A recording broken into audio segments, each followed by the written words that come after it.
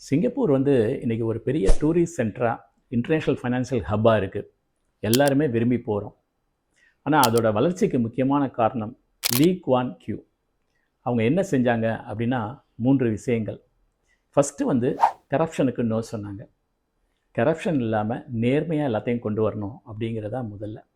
2வது விஷயம் வந்து சிங்கப்பூரில் வந்து எந்த வளங்களும் கிடையாது, ஒரு சின்ன ஐலண்டு.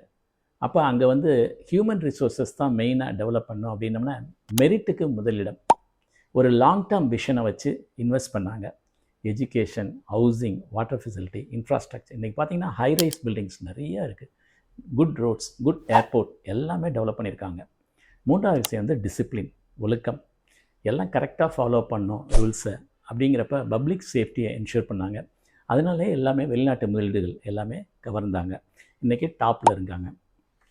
நம்மளும் வந்து இந்த 3 விஷயங்களை, அதாவது நேர்மை, நீண்ட கால பார்வை, ஒழுக்கம், இந்த 3ஐயும் ஃபாலோ பண்ணோம்னா உங்களை வந்து உலகத்தின் உச்சிக்கே அது எடுத்து செல்லும். This is dream big with doctor J. I am doctor J, your transformation coach.